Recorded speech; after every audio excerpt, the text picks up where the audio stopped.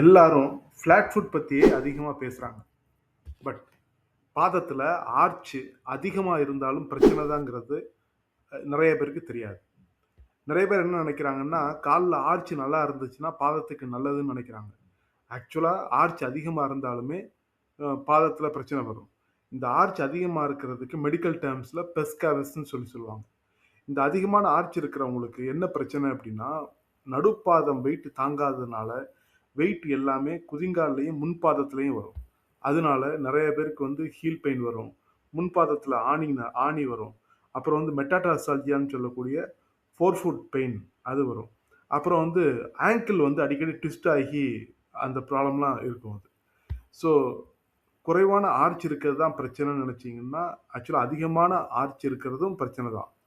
இந்த பாதத்த பத்தியான awareness videos நெறையா பார்க்கணும் அப்டின்னா, நம்ம சேனல ஃபாலோ பண்ணுங்க.